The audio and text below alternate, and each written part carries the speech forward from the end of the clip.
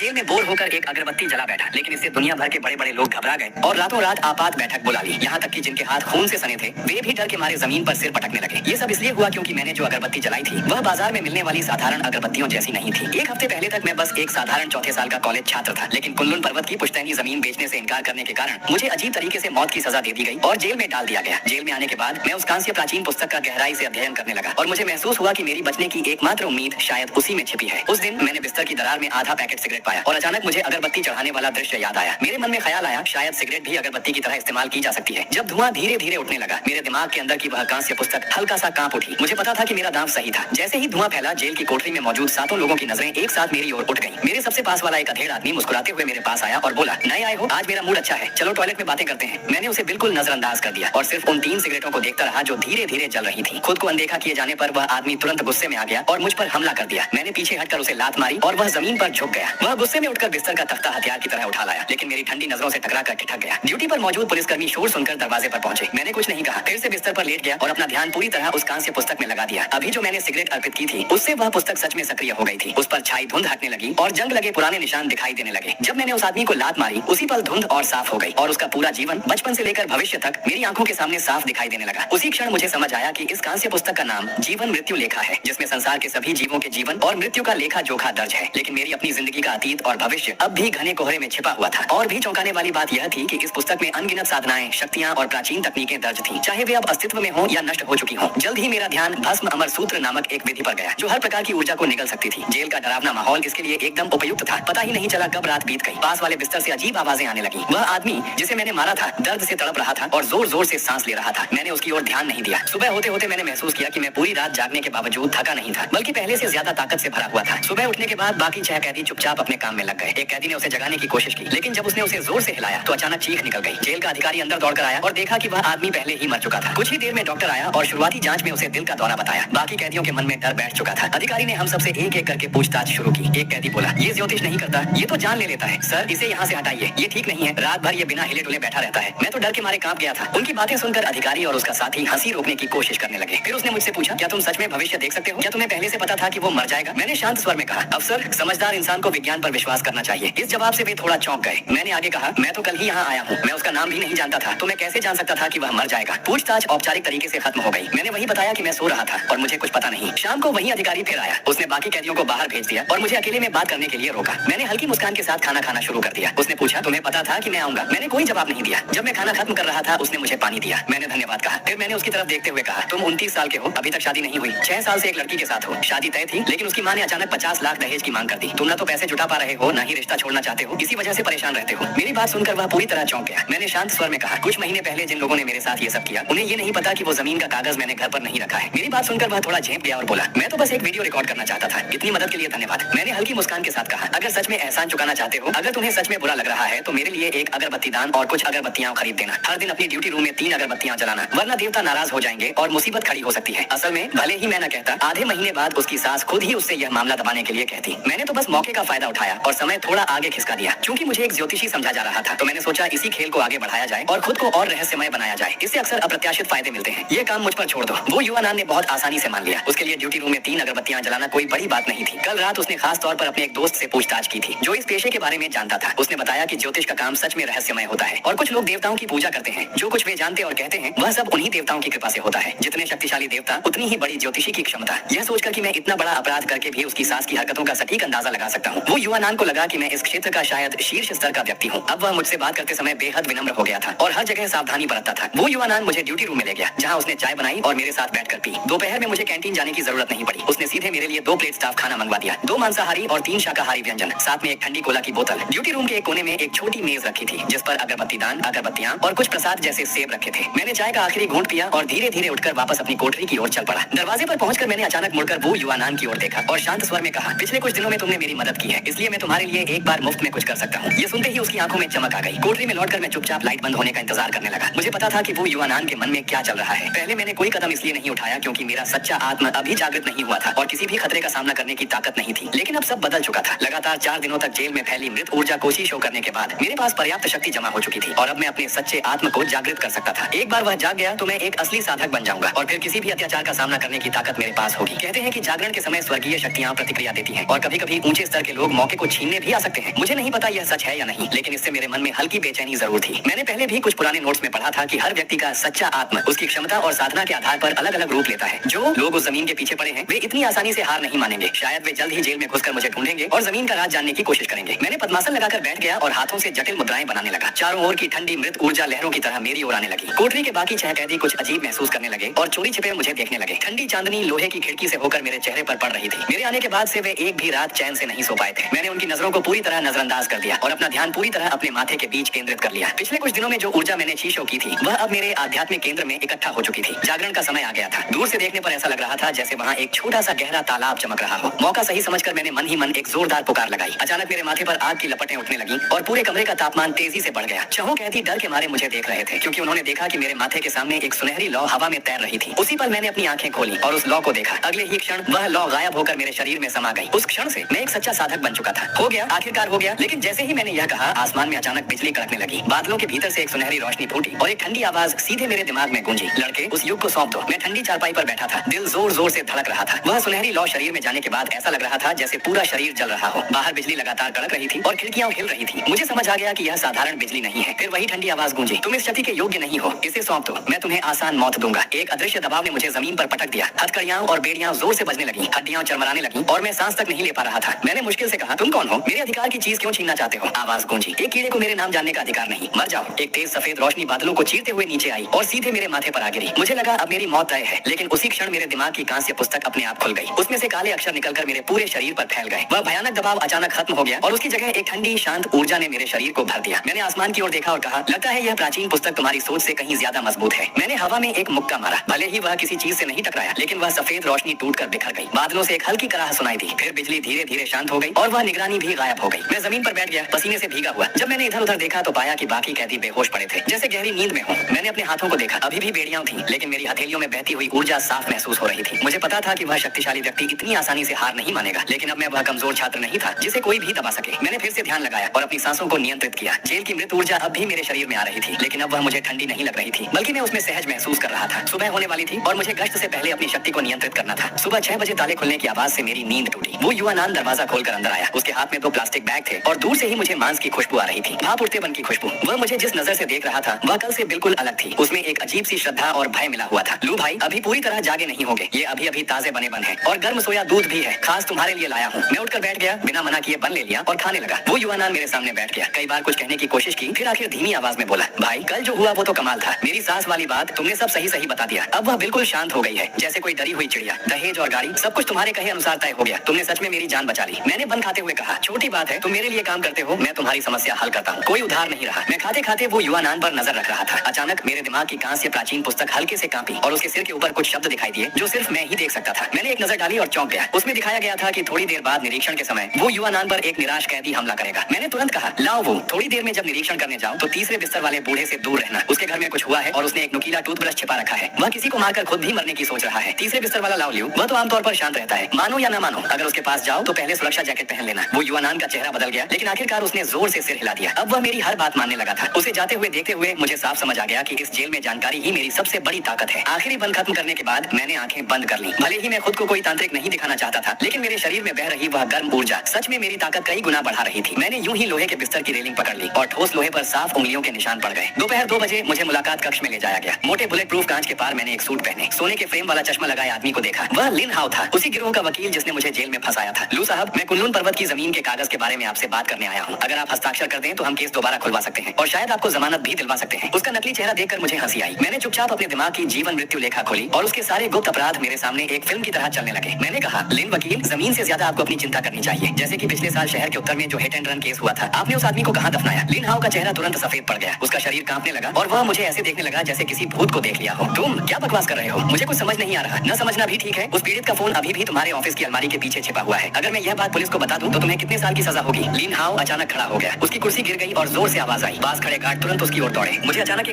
लू साहब, कृपया इस पर सोचिए। उसे घबराकर भागते हुए देखकर मुझे समझ आ गया कि जमीन के मामले में वे लोग अब कुछ समय तक कुछ नहीं करेंगे। जीवन मृत्यु रेखा की ताकत मेरी उम्मीद से कहीं ज्यादा उपयोगी थी। यह न सिर्फ भविष्य देख सकती थी, बल्कि लोगों की कमजोरियां भी पकड़ सकती थी। जब मैं वापस कोठरी में लौटा तो वो युवा नान भी निरीक्षण से लौट रहा था। उसने मुझे देखकर चुपके से अंगूठा दिखाया और बताया कि तीसरे बिस्तर वाले बूढ़े के पास सच में नुकीला टूथब्रश मिला। इस ऊंची दीवारों के भीतर मुझे सिर्फ जिंदा ही नहीं रहना था, बल्कि उन लोगों से बदला भी लेना था जिन्होंने मुझे मुझे इस हालत में पहुंचाया। खुले समय में मैदान में शोरगुल था। मैं दीवार के पास बैठकर धूप सेंक रहा था। आसपास के लोग मुझसे लगभग 2 मीटर की दूरी बनाए हुए थे। जो गांग की मौत के बाद मेरा नाम पूरे जेल में फैल चुका था। अब लोग मुझे मौत का नियंत्रक कहते थे। तभी एक भारी भरकम आदमी कुछ लोगों के साथ मेरी ओर आया। वह दूसरे ब्लॉक का नेता था। उसे ब्लैक ड्रैगन कहते थे। उसने सिगरेट पकड़े हुए तिरछी नजर से मुझे देखा। मैंने उसकी ओर देखा भी नहीं, बस जमीन पर चल रही चींटियों को देखता रहा। जीवन मृत्यु लेखा ने मुझे बताया कि ब्लैक ड्रैगन अवैध सामान की तस्करी कर रहा है और उसके अपने लोग ही उसे धोखा दे चुके हैं। मैंने शांत स्वर में कहा, ब्लैक ड्रैगन, अगर अभी अपने कमरे में जाकर तकिए में छिपा सामान टॉयलेट में बहा दो तो तुम्हारी सजा कम हो सकती है। अगर यही समय बर्बाद किया तो 10 मिनट में तुम्हें सजा कक्ष में डाल दिया जाएगा। वह गुस्से में मेरी ओर घूंसा मारने आया, लेकिन मेरी नजर में उसकी हरकत बहुत धीमी थी। मैंने हल्का सा हटकर उसके हाथ की नस पर उंगली से वार किया। उसका पूरा हाथ सुन्न हो गया और लटक गया। उसी समय मैदान के प्रवेश द्वार से सीटी की आवाज आई। बहुत सारे गार्ड अंदर आए और उनके साथ सुरक्षा प्रमुख भी था। ब्लैक ड्रैगन वहीं खड़ा रह गया, हैरान। उसने मेरी ओर देखा। उसकी आंखों में डर साफ दिख रहा था। उसे समझ नहीं आया कि मैंने जो 10 मिनट कहा था वह बिल्कुल सही कैसे निकला। उसे ले जाते हुए देखकर बाकी कैदियों की नजरें मुझ पर पूरी तरह बदल चुकी थी। अब मैं इस जेल में सिर्फ एक साधारण कैदी नहीं था, मैं एक ऐसा व्यक्ति बन चुका था जिससे कोई पंगा लेने की हिम्मत नहीं करता। ये एहसास बुरा नहीं था, लेकिन ये तो बस शुरुआत थी। मुझे इस जगह का इस्तेमाल करना था, यह जानने के लिए कि वे लोग आखिर कुनलुन पर्वत में क्या ढूंढ रहे हैं।